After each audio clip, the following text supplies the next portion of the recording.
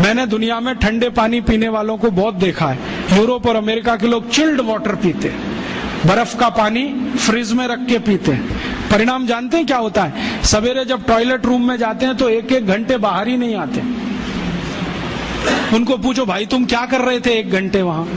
तो कहते हैं न्यूज़पेपर पढ़ रहे थे, मैगजीन पढ़ रहे थे। क्यों पढ़ रहे थे? स्टूल पास नहीं होता। क्यों नहीं होता? कॉन्स्टिपेशन है, जोर लगाना पड़ता है फिर भी नहीं होता। गाना भी गाते हैं मेरे सपनों की रानी कभी आएगी, फिर भी नहीं आती। और अंतिम दुष्परिणाम पता है क्या होता है? उनको पेट साफ तो होता नहीं, तो सांस में से भयंकर बदबू आती है। किसी अमेरिकन यूरोपियन के नजदीक बैठ जाओ, अगर वो लिस्ट्रीन स्प्रे करके नहीं आया तो 1 मिनट नहीं बैठ सकते। हर समय उनको माउथ फ्रेशनर स्प्रे करना पड़ता है। आप सभी का स्वागत है आपके अपनी YouTube channel Ayurvedic secrets of health में। क्योंकि अंतड़ियां साफ नहीं है, कब्जियत है, मल भरा हुआ है, उसमें कचरा जमा है, फिर उनके पसीने में से भी बदबू आती है। क्यों? कब्जियत बहुत है। और पसीने की बदबू दूर करने के लिए डिओडोरेंट स्प्रे करते रहते हैं। और आप तो सब जानते हो कि अगर कब्जियत है तो बाल भी कड़क रहते हैं, तो उन कड़क बाल को सॉफ्ट करने के लिए क्या क्या सब करते हैं। शैम्पू लगाते हैं, शैम्पू के बाद पता नहीं क्या क्या लगाते हैं। ये सब वो जो करते हैं ना, उनकी मजबूरी है, स्टेटस सिंबल नहीं है। इसको अपने दिमाग से निकाल दो कि ये कोई स्टेटस सिंबल। तो सरल भाषा में समझाओ, ठंडा पानी पीने से ये होता है, मत पियो, समझ जाएंगे। फिर उनको बोलो सवेरे उठो तो सबसे पहले पानी पियो। फिर उनसे बोलो खाना खाओ तो बैठ के खाओ, कभी भी खाना खाओ तो पूर्व दिशा में मुंह करके खाओ, सो तो पूर्व दिशा में। ये अष्टांग हृदय में इतने अद्भुत छोटे छोटी बातें हैं तो संस्कृत में है, लेकिन अब तो उसका हिंदी भी आने लगा है। तो हिंदी ले लो, हिंदी वर्जन ले लो, इसको पढ़ो, बार बार पढ़ो, और ये जाके गांव में सबको बताओ। फिर उनको कहो देखो ये तो है स्वस्थ रहने के लिए, अब तुम बीमार पड़ो तो बताओ तुम्हारी बीमारी क्या है। ये बीमारी है तो ये दवा है, ये बीमारी है तो ये दवा है। और मेरा आपसे एक निवेदन जरूर है कि अगर आप होम्योपैथी से भी इलाज करो तो उसकी मूल दवा जरूर बता दो। उनको ये ग्रीक और रोमन नाम में मत फंसाओ। आप कहोगे जी मैं तो ऑसीमम दे रहा हूं, ये उनको कहो ये तो तुलसी का रस है भैया, तुम्हारे घर में फूलों से बनी हुई है, आसानी से मिलती है, जयपुर में मिलती है, दिल्ली में मिलती है। भंडारी वालों को अक्सर ऑर्डर दे के रखो, हमको इतनी भेजो। उनको जो पता चल गया कि आप प्रचार के लिए कर रहे हो तो मुफ्त में भी दे देंगे आपको। तो इस तरह से आप गांव गांव जाओ, छोटे छोटे शिविर लगाओ, गांव वालों को इकट्ठा करो। गांव वाले बहुत दुखी हैं, शहर वाले भी दुखी हैं। वैसे तो वो दुखी हैं, इसका यही सबूत है कि रामदेव जी आए जयपुर में सवेरे 4 बजे तो सब लोग पहुंच जाते हैं वहां, पैसा भी देते हैं, समय भी देते हैं। और 4 बजे रामदेव जी कहें टांग ऊपर उठा लो तो उठा लेते हैं, कहें सिर नीचे कर दो तो कर लेते हैं, ऐसे कर लो तो कर लेते हैं। क्यों? परेशान है, दुखी है, शरीर उनका साथ नहीं दे रहा है। और इतने दुखी हैं कि रामदेव जी तो क्या, कोई टिम्बकटू आ जाए उसी के सामने वो आ जाएंगे, और वो दुनिया भर में घूम के आते हैं अपनी अपनी छोटी छोटी बीमारियां लेके। तो इन जो दुखी लोगों का थोड़ा थोड़ा आप मदद कर दो इलाज के रूप में, ये सब आपके भगत हो जाएंगे। और ये भगत हो जाएंगे तो कहो आप भी प्रचार करो इसका, वो भी करें, आप भी करो, तो ये इतना तेजी से मल्टीप्लाई करेगा कि 2-5 साल में एलोपैथी का बाजा बज जाएगा। और बजा देना है अपने को, हाँ, ये संकल्प लेके चलो कि इनका बाजा हमको बजाना है। मैं बहुत जल्दी एक टीवी चैनल शुरू करने जा रहा हूं एलोपैथी का बाजा बजाने के लिए। इनकी सब पोल खोलनी है मुझे, हाँ, इनकी इतनी पोल हैं मेरे पास, कम से कम 1,500 से ज्यादा डॉक्यूमेंट्स हैं जो एलोपैथी के गंदेपन को सिद्ध करने वाले हैं, इनकी निकृष्टता को सिद्ध करने वाले हैं। ये कितने अनसाइंटिफिक हैं वो बताने वाले हैं, कितने डॉगमेटिक हैं वो बताने वाले हैं। मेरे पास ऐसे बहुत इंटरव्यूज हैं बड़े बड़े डॉक्टरों के, वो कहते हैं कि हम कोई डायग्नोसिस नहीं करते, तीर मारते, लग गया तो ठीक, नहीं तो तुक्का। और वो कहते हैं हम तो एक ही सिद्धांत पे काम करते हैं, ट्रायल एंड एरर, देते जाओ गलतियां करते जाओ, देते जाओ गलती, भले मर जाए पेशेंट उसमें। हमारे पास तो कम से कम ये नहीं है ट्रायल एंड एरर वाला। हम तो जानते हैं कि तुलसी है तो उसके ये गुण हैं, तो ये रिजल्ट आना ही चाहिए। मेथी है तो उसके ये गुण हैं, तो ये रिजल्ट आना ही चाहिए। हमको सब मालूम है, फिक्स है, यहाँ वेरिएशन नहीं है। मेथी के जो रिजल्ट चरक ऋषि को मिले वो आज भी मिलते हैं। इसमें इतना सातत्य है, वेरिएशन कहीं भी नहीं है। तो जो विज्ञान में सातत्य होता है, सत्य ज्ञान वही होता है। तो हमारे पास जो सत्य ज्ञान है, इसको लेकर आगे बढ़ें और इसके अपने जीवन में भी और दूसरों के जीवन में प्रयोग करने के लिए प्रेरित करें। छोटी छोटी कुछ बातें आप भी अपने जीवन में करो। ये एलोपैथी में से निकले हुए जो भी बाई प्रोडक्ट्स हैं ना, इनको जीवन में इस्तेमाल मत करो। जैसे टूथपेस्ट, ये तो भारत का नहीं है ना, ये तो एलोपैथी का है। और यूरोप वाले टूथपेस्ट इसलिए घिसते हैं कि मसूड़े बहुत उनके हार्ड है, कड़क है, क्योंकि बर्फ के नजदीक रहते हैं। मसूड़े कड़क हैं तो ब्रश जो है ना प्लास्टिक का भी चलेगा, उसको घिसें तो ज्यादा तकलीफ नहीं आएगी। और दूसरा, उनके पास दांत साफ करने के लिए कुछ है ही नहीं, करें क्या? वो बेचारे परेशान है, नीम का दातुन मिले, यूरोप में नीम होता ही नहीं है। वो परेशान है, बबूल का दातुन मिले, बबूल होता ही नहीं है। वो परेशान है, दंतमंजन मिले, दंतमंजन होने के लिए 18 जड़ी बूटी लगती हैं, वो होती ही नहीं है। तो ले दे के उनके पास एक ही चीज है, वो है सोडियम लॉरेल सल्फेट, माने डिटर्जेंट पाउडर, माने शैम्पू। उसी को घिसते हैं दांत में, बनाते हैं झाग और थूकते हैं वॉश बेसिन। और भाव क्या है? 27 रुपए का 100 ग्राम, 1 किलो 270 रुपए का।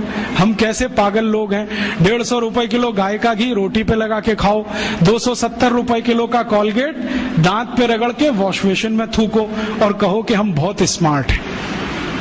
तो मैं कहता हूं और स्मार्ट बनो। तो पूछते हैं करें क्या? मैं बोलता हूं ये 270 रुपए किलो का इतना महंगा कॉलगेट है, थूकते क्यों हो?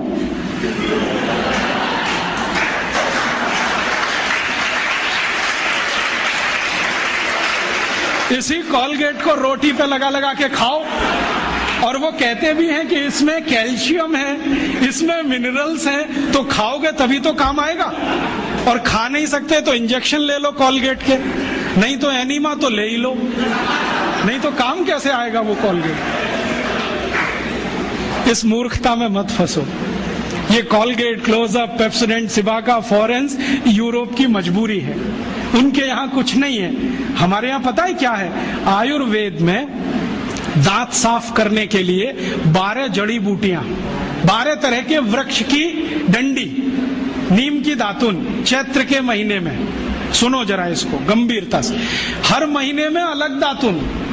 नीम की दातुन चैत्र के महीने में, बैसाख में बबूल की दातुन, आषाढ़ में आम की दातुन, और मैंने देखा हर महीने में विशेष दातुन। और इतना माइक्रो स्टडी किया गया हजारों साल कि चैत्र के महीने में शरीर की प्रकृति ऐसी रहती है तो नीम ही है जो बैलेंस कर सकता है, तो नीम की दातुन। बैसाख के महीने में ऐसी प्रकृति है तो बबूल बैलेंस करता है, तो बबूल का दातुन। आषाढ़ में ऐसा है तो आम बैलेंस करता है, ये बैलेंस कर। तो इतने बड़े साइंस को छोड़कर आप फंस गए वो कॉलगेट में। खत्म करो ये कॉलगेट। हम तो मजबूर नहीं है, गांव गांव में नीम मिलता है, बबूल मिलता है, तो नीम बबूल का दातुन करो, नहीं मिलता तो दंतमंजन करो। ऐसे यूरोप से आए हुआ ये जो शैम्पू है, ये वो लगाते हैं इसलिए कि बाल कड़े हैं, कड़क है। कड़क इसलिए कि पेट साफ नहीं है, कब्जियत है। आपको शैम्पू की क्या जरूरत है? आपको बाल ही साफ करने हैं तो आयुर्वेदिक औषधि है, आंवला, रीठा, शिकाकाई, गांव गांव मिलती है, कहीं से भी ले लो, इकट्ठा करके डिब्बे में रख लो, बराबर मात्रा में मिला लो, 1 चम्मच गर्म पानी में डालो, सवेरे उस पानी से बाल धो लो।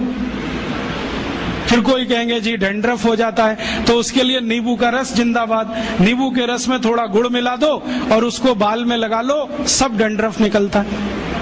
एलोवेरा जिंदाबाद। ग्वारपाठा कहीं भी मिलता है, उसका रस ले लो, बालों में लगा लो, एकदम ठीक कर देगा। अपने पास कुछ कमी नहीं। तो अपनी जिंदगी में ये एलोपैथी निकालो। सवेरे ही सवेरे उठते हो, चाय पी लेते हो, कॉफी पी लेते हो। आयुर्वेद कहता है कि ये जो चाय कॉफी पिए तो जिंदगी भर बीमारी ही बीमारी। सवेरे का दिन शुरू करो पानी से, चाय कॉफी से नहीं, तो अपने आप स्वस्थ रहोगे। तो अपने जीवन में भी थोड़ा आयुर्वेद को लाओ। अपने जीवन में खान पान आयुर्वेद के हिसाब से, रहन सहन आयुर्वेद के हिसाब से, आचार व्यवहार आयुर्वेद के हिसाब, खान पान माने जो भारतीय है वही रखो। यूरोपीय अंग्रेजी खान पान, pizza, burger, hot dog, cold dog, chow mein, noodles, क्यों फंस गए इसमें?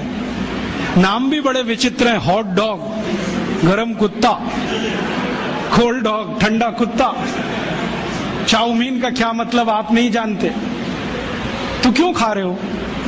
अपने यहाँ बहुत कुछ है खाने पीने के लिए।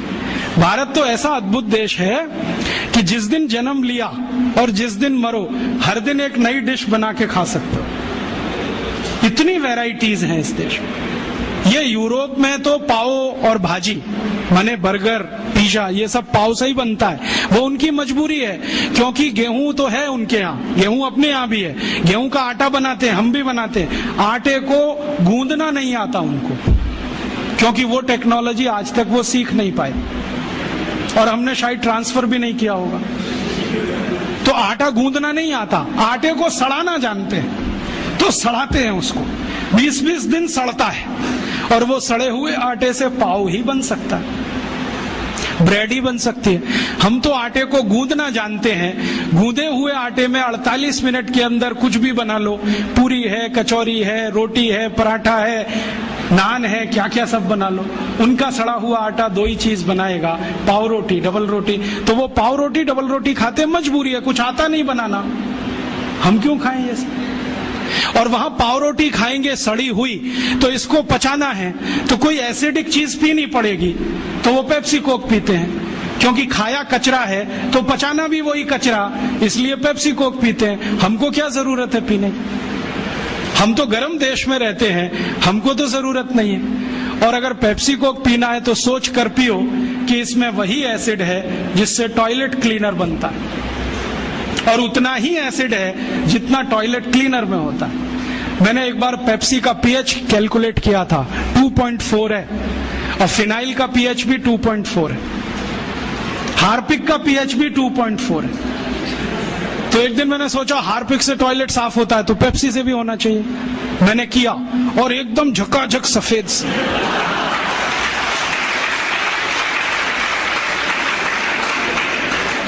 उस दिन से मैंने बोलना शुरू किया, ठंडा मतलब टॉयलेट क्लीनर। और हम पीते हैं, अकेले नहीं, घर में आने वाले मेहमान को भी पिलाते। हाँ, एक तरफ कहते हैं अतिथि देवता होता है, देवताओं को इस हंडा साफ करने का पानी पिलाते। ये पीने की चीज नहीं है। और अब तो आपको मालूम है ना, पेप्सी कोक में जहर भी है, DDT, बेंजीन हेक्साक्लोराइड, क्लोरोपाइरीफॉस, ये सब पेस्टिसाइड्स। और जो वैज्ञानिक इस पे रिसर्च करते हैं ना, वो कहते हैं कि 7 साल पेप्सी पियो तो अंतड़ियों में कैंसर हो जाएगा, 5 साल पियो तो नपुंसकता आ जाएगी। वैज्ञानिक तो बोलते हैं कि 1 इंजेक्शन पेप्सी ब्लड में लगाओ तो हृदय घात की संभावना पैदा हो जाए। कई वैज्ञानिकों ने यह सिद्ध किया है कि गर्भवती मां अगर कोका कोला पी ले तो गर्भ में बच्चा विकलांग पैदा हो। आंख में पेप्सी कोक डाल दिया तो आंखों की रोशनी चली जाए, दांत डाल दिया तो दांत गायब हो जाता है। अभी ये कोई पीने की चीज? मत पियो।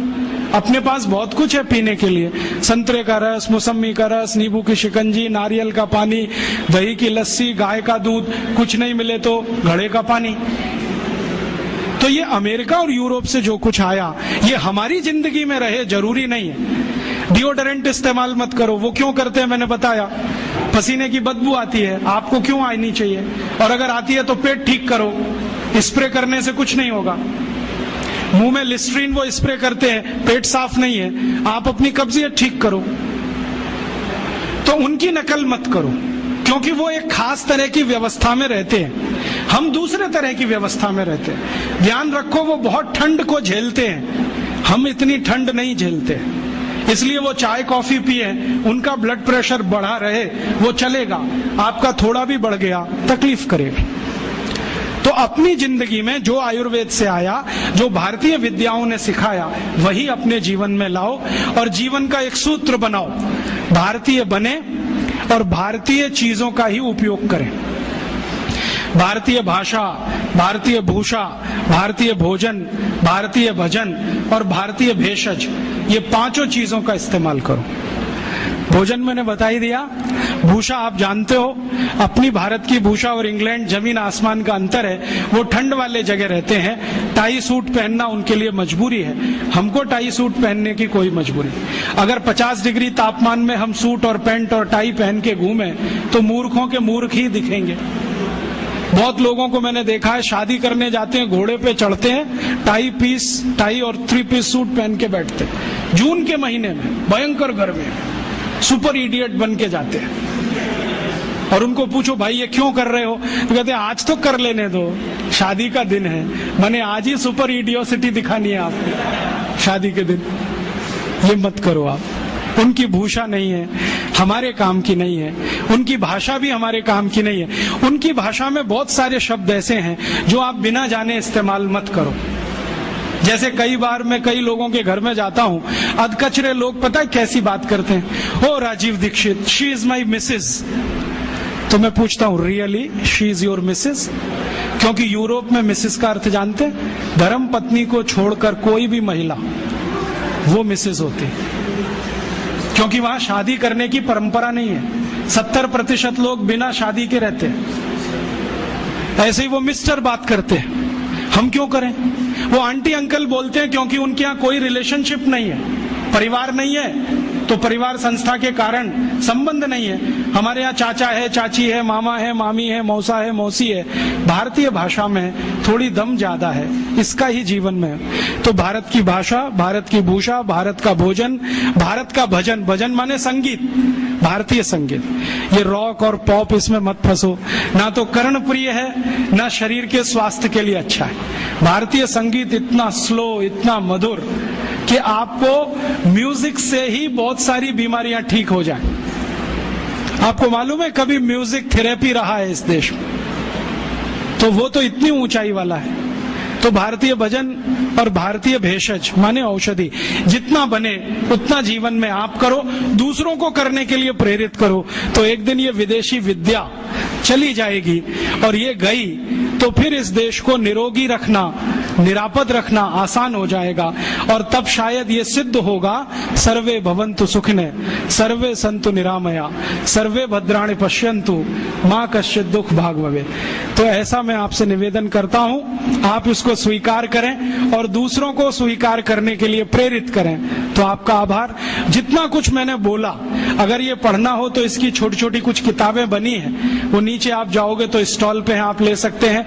सीडी बनी है, वो ले सकते हैं। सीडी और किताबों पर मेरा कोई कॉपीराइट नहीं है, सबको कॉपी करने का कंप्लीट राइट है, क्योंकि भारतीय विद्याओं पर कॉपीराइट नहीं होता। ज्ञान मेरा नहीं है, सबका है। मैंने लिया, आपको दिया, आप किसी और को दो, ये है भारतीयता।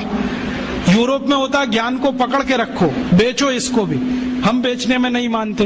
तो आप सुनो, दूसरों को सुनाओ, इन्हीं विषयों की सीडी को कॉपी कर करके बांटो, तो शायद इसमें मदद मिले और ये इतना तेजी से फैले कि जैसे कभी स्वदेशी आंदोलन चला वैसा ही फिर एक आंदोलन चले। और ये साल कुछ विशेष है, भारत में वंदे मातरम का 100वां साल है, स्वदेशी आंदोलन का भी 100वां साल है। 1906 में स्वदेशी आंदोलन शुरू हुआ, 1906 से वंदे मातरम पूरे देश में सार्वजनिक रूप से गाया गया। तो इस ऐतिहासिक वर्ष में कुछ ऐतिहासिक काम हम करें, उसके लिए ईश्वर आपको प्रेरणा दे, ऐसी भावना के साथ आभार, धन्यवाद।